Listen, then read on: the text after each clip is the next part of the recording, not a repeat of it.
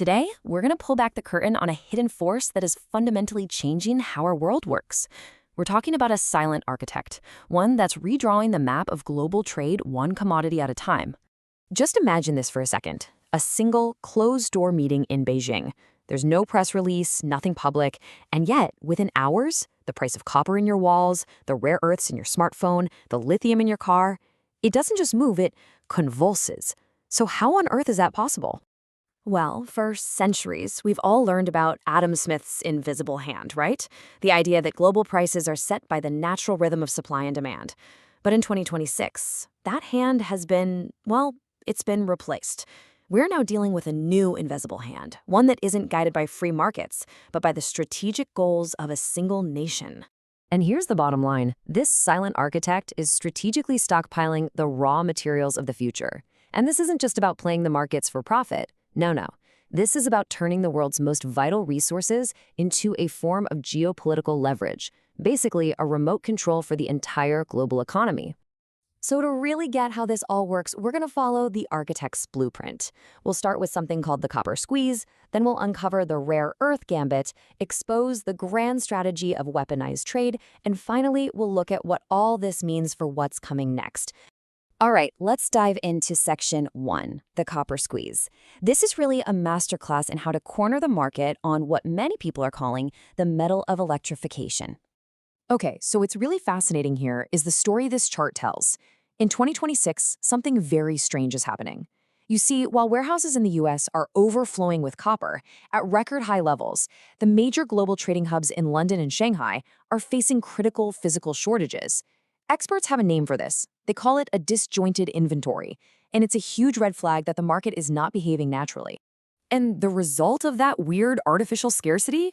Copper prices shot through the roof, hitting a record high of over $13,000 per metric ton in early 2026.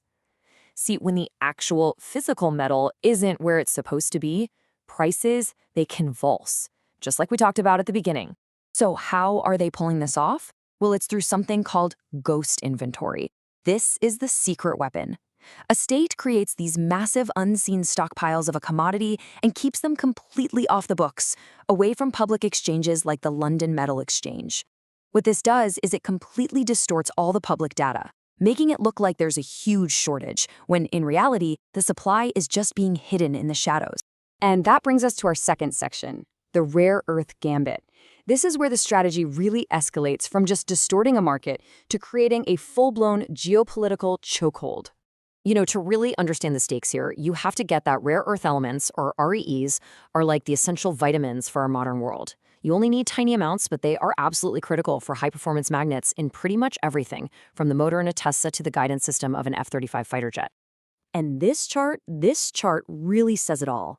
The chokehold isn't about who has these elements in the ground.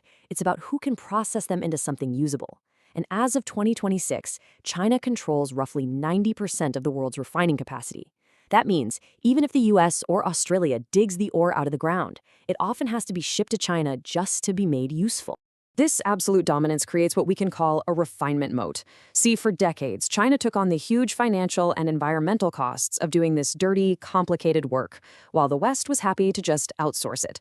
Now, that moat is so wide and so deep that building a new competitive refinery can take a decade and billions of dollars. It's become almost impossible for anyone to catch up quickly. And make no mistake, this control is not theoretical. We've seen it used as a weapon before. Back in 2010, China cut off RE exports to Japan during a political dispute, and prices quadrupled almost overnight.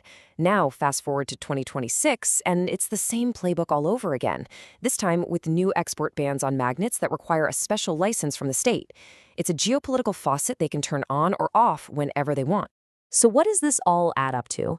Well, in Section 3, we're going to look at the weaponization of trade, where the architect's grand strategy finally comes into full view.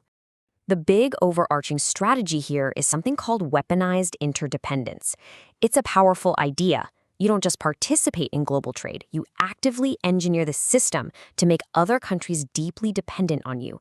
And once you have that, those dependencies become incredibly powerful tools for geopolitical leverage. And there's a clear 4-step playbook for how it's done. First, you establish dominance in a critical choke point, like refining.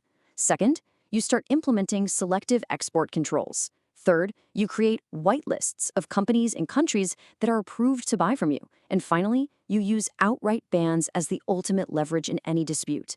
It's methodical, it's patient, and it is incredibly effective.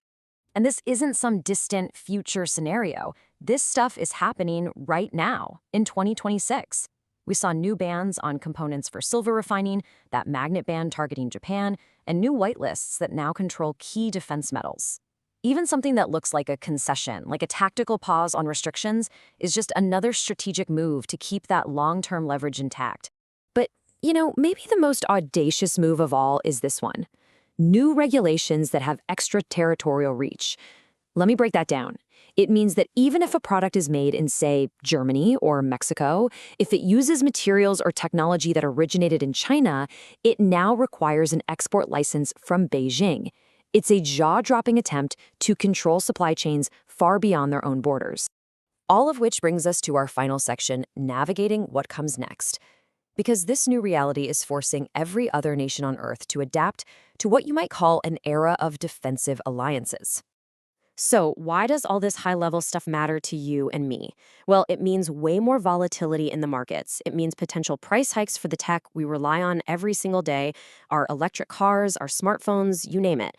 And it means that constant geopolitical tension and trade disputes over who gets what resources, that's just the new normal. Now, the world is starting to wake up and respond. We're seeing this major pivot away from supply chains based on pure efficiency, just who can make it cheapest. The new focus is all about security, and that means new strategies like friendshoring, building supply chains with allied nations you can trust, and a whole new wave of resource diplomacy. And this all boils down to one incredibly powerful lesson for businesses and for nations. For decades, the entire world chose the most efficient supply chain. But that efficiency, it came with a massive hidden cost. It cost us our sovereignty. The hard truth we're all learning now is that efficiency can be the enemy of security. Which leaves us with one final and pretty sobering question. The rules of the game have fundamentally changed. We're now in a world where any resource can be turned into a weapon. So the question is, how prepared are we for that?